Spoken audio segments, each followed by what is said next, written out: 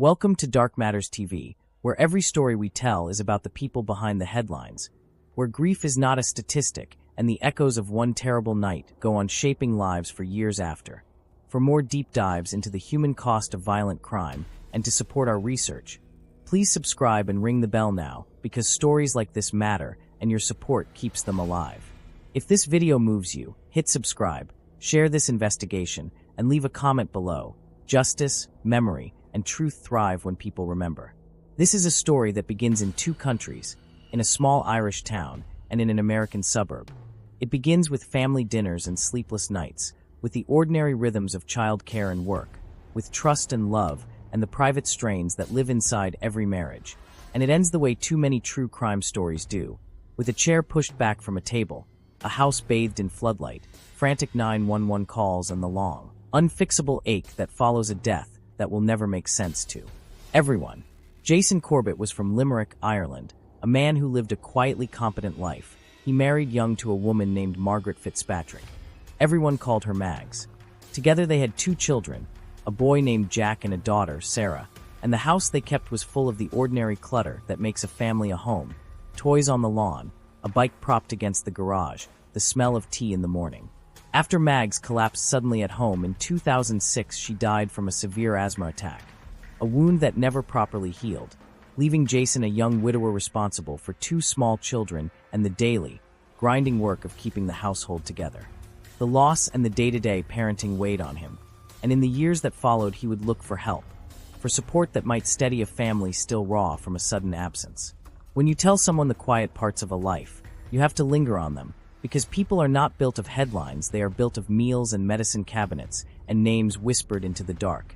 And for Jason, those ordinary things included the prescription inhaler at his bedside, the night he carried Mags to the car and drove, frantic, to hospital, the sense that he had tried to save her and had been left with a question the size of a planet that never shrank, only became part of the life he would go on living. Years later, as a single father still working through grief, Jason hired a young American woman as an au pair, Molly, to help with the children, an arrangement that on paper should have been simple, someone to lift the load and be there when he worked. But as with many of our stories, the human detail complicates everything. Molly was 24 when she first joined the household. She lived with them, helped raise the children, and over time her presence shifted from employee to a central adult in the lives of Jason and the kids. By 2011, Jason and his children left Ireland and moved to North Carolina, a decision born of new beginnings and fresh starts. The house they moved into was a modern suburban home with a modest yard and a driveway where Jason's ambitions could be reorganized, and Molly, who'd been with them for years, became more than an au pair. She became his partner. She and Jason married, bought a house together, and tried to stitch their lives into a new American shape. Local neighbors would later recall barbecue laughter, pool parties, the ordinary signs of a young family trying to build something durable. The move, the marriage, the purchases, they read like the beginning of a new life. But where there are new beginnings, there are also tensions that refuse to be polite, custody complications. Jason's two children were not Molly's by blood. They were born to his first wife, Mags. And for the Corbett family back in Ireland, those children were still living memories of their mother, little anchors to a life that had been ripped apart by sudden tragedy. But in North Carolina, Molly began to see them differently, not as stepchildren she was helping to raise, but as if they were her own to claim. Over time, Molly insisted that Jack and Sarah call her mom, a word that belonged to Mags, a word that the children whispered with photographs in their hands and prayers at a grave. And for Jason's family, the demand felt like an erasure, as though Molly was trying to overwrite the past and insert herself into a role that could never truly belong to her. Those moments became sharper after Jason married her. Small corrections at the dinner table, reminders to the children when they forgot, and eventually a stubborn possessiveness that left relatives uneasy whenever they visited. Behind closed doors, Molly pushed further, telling people she wanted full custody, not as a stepmother supporting Jason, but as if the children were hers alone, and in conversations with friends she painted herself as their rightful parent, the one who deserved the title and the authority. Jason's relatives would later recall how Molly bristled whenever the children mentioned their biological mother, how she would grow cold, even angry, if they compared her to Mags or clung to old memories. To the outside world, these were invisible frictions, hidden beneath school runs and neighborhood smiles. But inside the Corbett family, they were signals of a deeper conflict, a battle over identity and belonging, over who these children would grow up remembering as mom.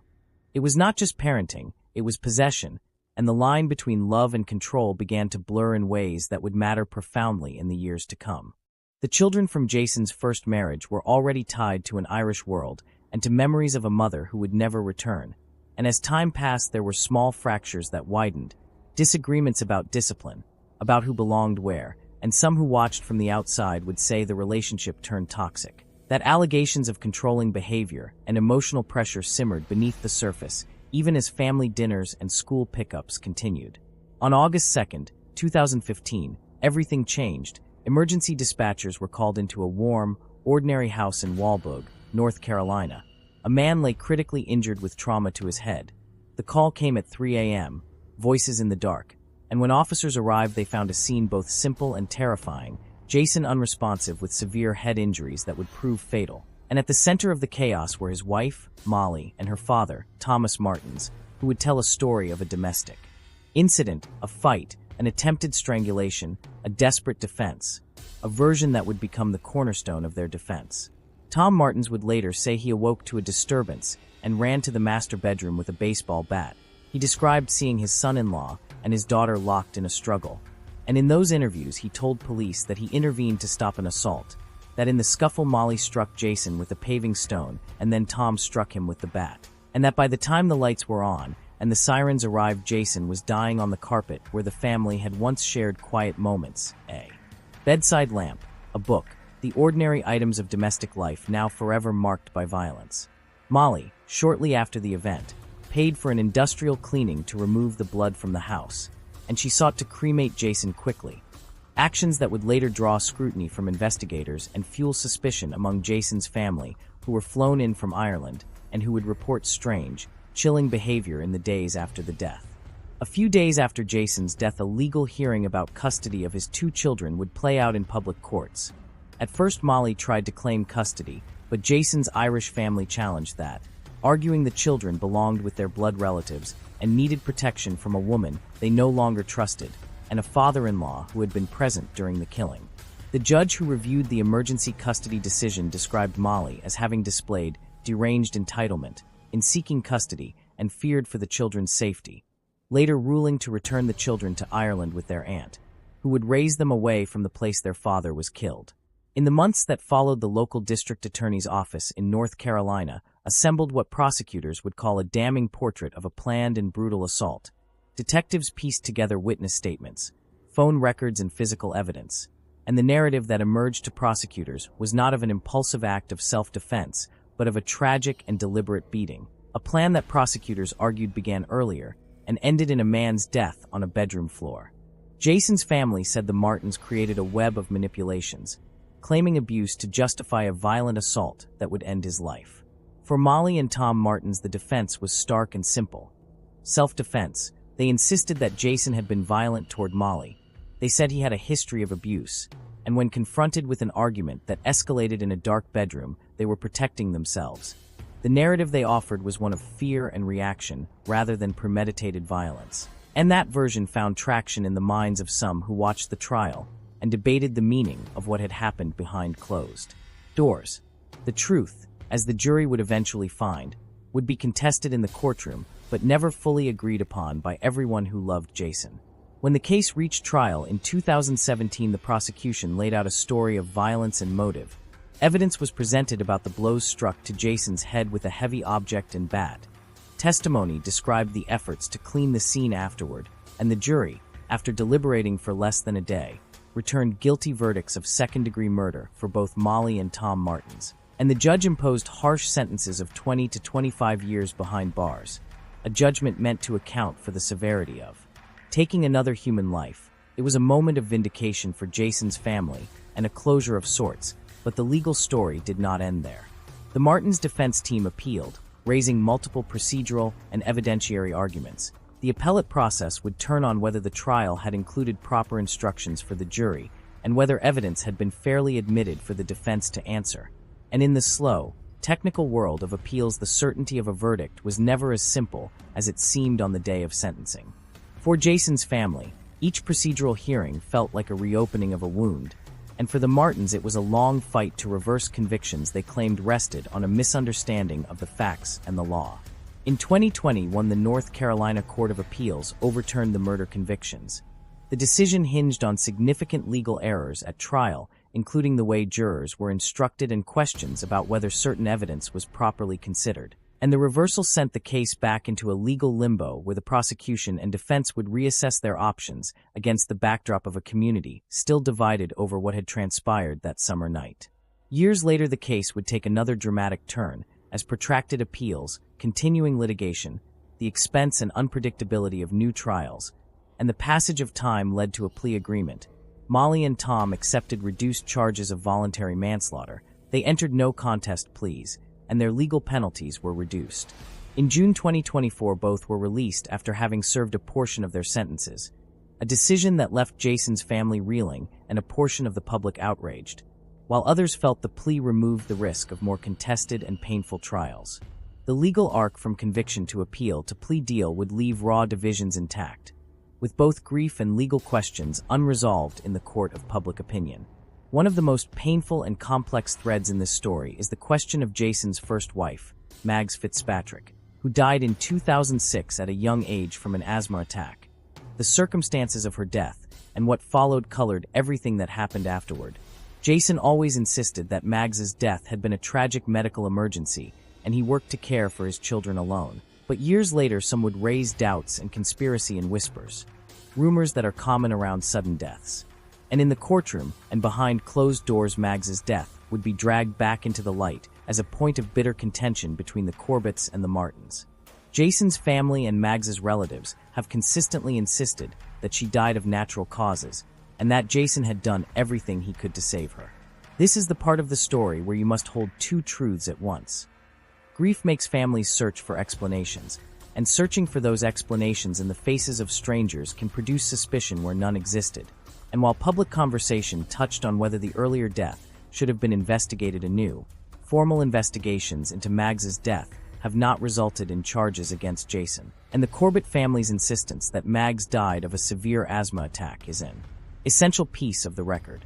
The human cost of raising those questions is that they reopen wounds for the living and the dead alike. In the background of every courtroom and news report are two children, Jack and Sarah, who at the time of their father's death were 10 and 8. They had already lost their mother years before and suddenly found themselves without their biological father too. They were thrust into the middle of an international legal fight and protective custody debates, eventually flown back to Ireland to live with their aunt, Tracy Lynch, a woman who would speak publicly to defend her brother's memory, and who would later appear in media interviews demanding that her brother's name not be tarnished by narratives that painted him a monster. The kids grew up with a narrative of both loss and confusion, their memories contested and publicized, and for them the case is not an argument over legal technicalities, it is the loss of a father and the weight of a family's anguish. In public interviews years later, Jason's sister, Tracy, would say the Martens had attempted to destroy Jason's reputation, that the children had been manipulated and coached, and that the family's central fight was to protect the truth of who Jason had been for his children, for his friends, and for the community he left behind, and those words would fuel documentaries, network pieces, and continued public debate about the motives behind the killing. The ripple effects of one night changed the lives of many, not just those in the house that night. Media coverage of the case never let the story rest. Irish and American outlets followed every twist, and in 2025 a Netflix documentary titled A Deadly American Marriage returned the story to a global audience, unpacking the killing, the trials, and the contradictory versions of what had taken place that night. The documentary collected interviews, footage, and archival material that reignited debate about motive, evidence, and the price of a plea deal, and it forced viewers to ask themselves whether the courtroom had found the truth, or whether truth lived stubbornly outside the reach of legal definitions. Documentaries change public memory because they provide narrative shape and a leading voice.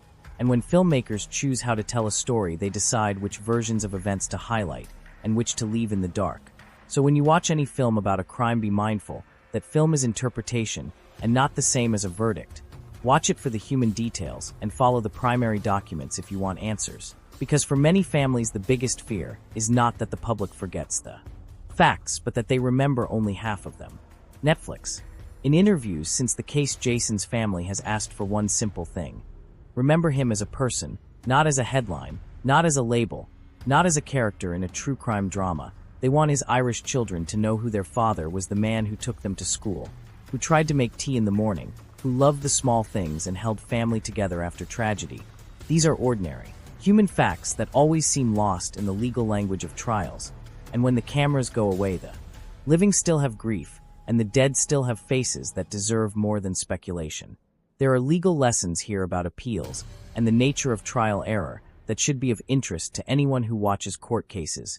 Technical legal mistakes can overturn a jury verdict even when the evidence seems overwhelming, and plea bargains can cut across a family's sense of justice because they trade finality for certainty. And for prosecutors and defense lawyers alike, the calculus is often about risk, cost, and the imperfect machinery of the law. But the moral questions belong to us, the audience. What is justice when families are broken? How should we balance compassion and accountability? And how do we make sure the smallest voices in a case like this, the children, are protected from the worst of public curiosity? This story does not end with a sentence or a press release. It ends with a set of living people who must carry what happened forward. Jason's sister and his children carry the memory of a father and brother.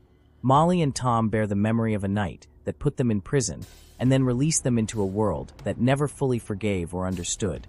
And the community keeps arguing in a way that leaves scars. Because when the law and human memory move at different speeds, what remains is the truth. That those who loved each other most sometimes hurt each other the most. And nobody walking away from this story leaves unmarked. Subscribe if you haven't, hit the bell, and share this story so that Jason's name and the names of those affected are not forgotten. I hope this story moved you and you were able to pick one or two from Jason's story. A man was killed, and the only witness to this killing are the ones that committed the killing. We might not really know what happened that night, but all we know is that Jason was a good father to his kids. All he did was to provide a complete home for his children, and when he sensed possessiveness, he wanted to leave, but his life was cut short beyond human recognition. But a woman he that said she loved him, and a father-in-law that never saw him worthy of his daughter. We pray that he find peace, and Molly and his father will live the rest of their lives remembering what they did that night. And I hope you already subscribed to the channel. Leave a comment below. I will love to hear your thought. Like and share Jason's story. Until next time, stay safe and stay aware.